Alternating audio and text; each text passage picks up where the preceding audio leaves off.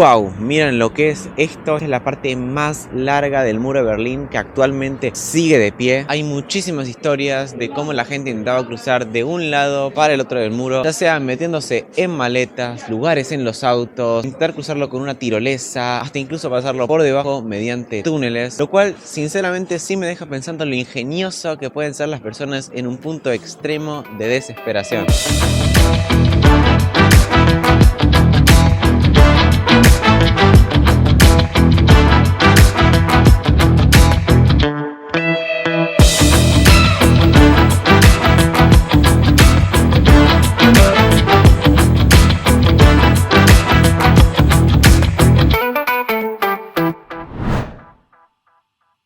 Una ciudad llena de historia, cultura y caracterizada no tan solo por los edificios que la rodean, sino que también por haber quedado dividida en dos bloques completamente antagónicos después de que su nación haya provocado dos guerras mundiales e irónicamente las haya perdido. Estamos hablando nada más y nada menos que de la ciudad de Berlín.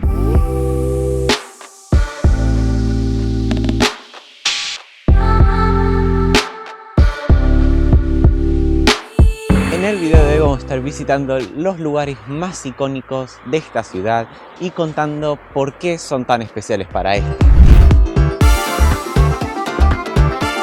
Justo atrás nuestro se encuentra la Puerta de Brandenburgo, uno de los símbolos más importantes o más conocidos de la ciudad de Berlín. Se construyó alrededor del siglo XVIII y lo más interesante de esta puerta es que durante la Guerra Fría quedó justamente entre la división de los dos sectores de Berlín. Imagínense, lo que era una de las plazas más concurridas o más conocidas de Berlín pasó a ser una de las zonas más abandonadas, una plaza desértica donde no volaba ni una sola mosca.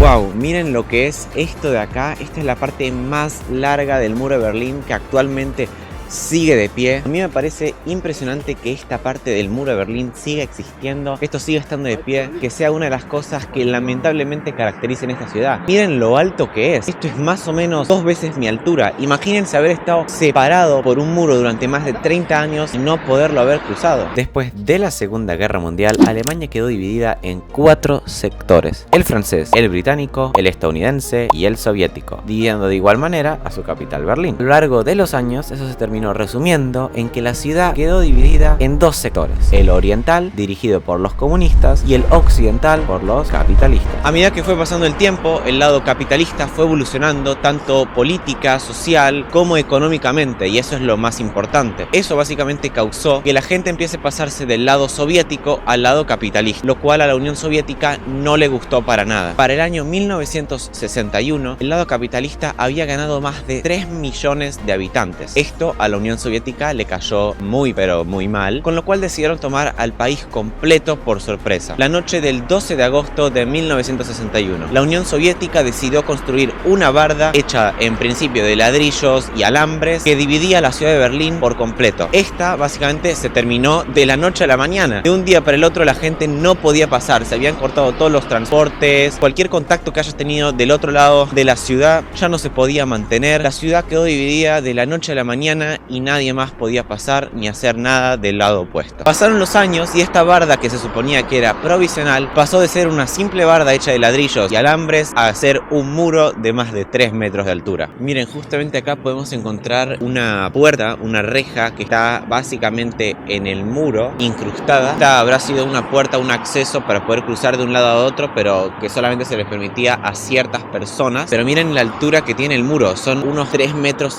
aproximadamente, y tienen como una curvatura del lado de arriba para no poder agarrarse y treparlo tan fácilmente. Miren, por acá empieza o termina, depende de cómo lo quieran interpretar, la parte más larga del muro de Berlín. Caminé aproximadamente unas 5 cuadras para llegar de principio a fin. Miren, esto es algo muy interesante que se pueden encontrar por acá en las calles, y es que tenemos por toda la ciudad de Berlín unos palos así que te indican por dónde pasó el muro de Berlín en ese entonces. Estos son los palos palos que se pueden encontrar, también se ponen algunas informaciones, un montón de cosas, pero estos palos básicamente van indicando por dónde pasa el muro. De hecho tienen también la misma altura que el muro, que sigue siendo algo que me impresiona muchísimo. Es imposible de saltarlo, y eso de que entre muro y muro, porque habían dos, había digamos una franja en la que había de todo. Uno no sabía lo que había. Podían haber minas, podían haber perros, bombas, lo que sea, todo para que la gente no llegue a cruzar de un lado para el otro.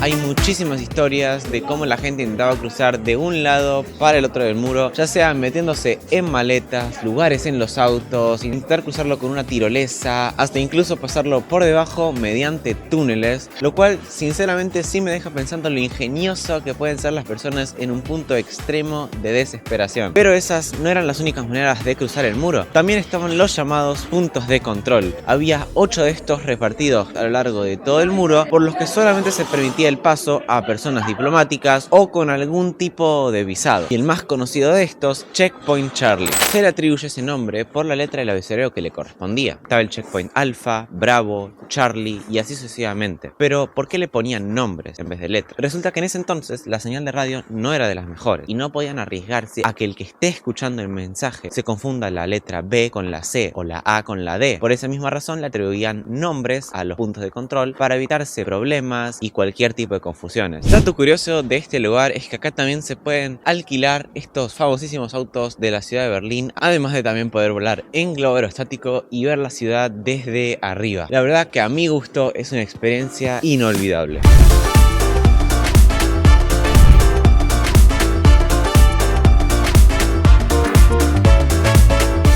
En estos momentos nos encontramos en Potsdamer Platz, una de las zonas que para mí mejor representa o mejor deja ver cómo Berlín se reinventó después de todo lo que le pasó. Sinceramente yo no me puedo imaginar cómo esta zona estaba tan muerta durante la guerra y hoy en día es una de las más modernas de la ciudad. Tiene unos edificios no tan solo altos, sino que también con una arquitectura muy moderna y muy bonita. La verdad que es un lugar en el que se nota que se invirtió un montón de plata y un montón de dinero para rediseñarlo y reconstruirlo después de la guerra y después de todo lo que pasó. En esta plaza nos podemos encontrar con el primer semáforo que se instaló en Europa. Se instaló en el año 1924 y obviamente no sobrevivió a la Segunda Guerra Mundial, pero actualmente se cuenta con una réplica de lo que venía a ser este, que lo tenemos justo acá enfrente. La verdad que me parece impresionante de que este lugar, además de tener unos edificios increíblemente modernos, súper bonitos, también cuente con unas reliquias históricas, con unos recuerdos de la guerra y de cómo era esta ciudad en el pasado.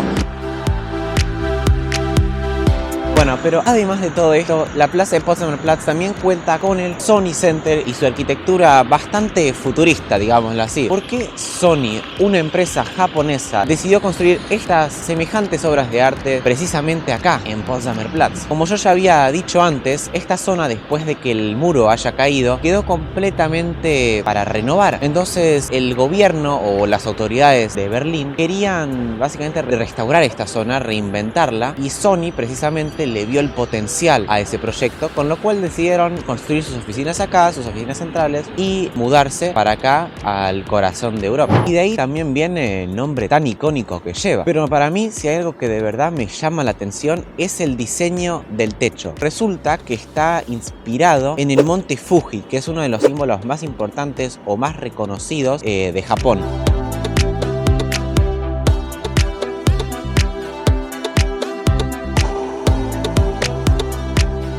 Y así es como concluimos este paseo por las calles de Berlín. Y a pesar de que para el momento en el que estoy grabando esto ya llevo más de 11 años viviendo en esta ciudad, el haber caminado por los lugares por los que en realidad paso casi que todos los días, el haberlo grabado, el haber investigado sobre cosas que nunca realmente se me habían venido a la cabeza, sí que me dejó pensando. A mí me parece increíble cómo después de que hayan sucedido tantas cosas, que hayan sucedido semejantes cosas en la historia, después de que un muro haya cambiado por completo a un país país durante más de 30 años se sigan provocando guerras o sigan habiendo fronteras tan marcadas y tan visibles entre distintos países. La verdad que a mí me deja bastante asombrado. No sé qué es lo que ustedes piensen, pero con gusto dejen sus opiniones ahí abajo en los comentarios. Ahora sí, amigos, ya con esto dicho, muchísimas gracias por haberme acompañado en esta caminata por la ciudad de Berlín. Espero que les haya gustado, que lo hayan disfrutado y comenten con gusto qué cosas o lugares les gustaría ver. Y ahora sí, me emociona muchísimo decir que nos vemos en unos días con un nuevo video. Chao, chao.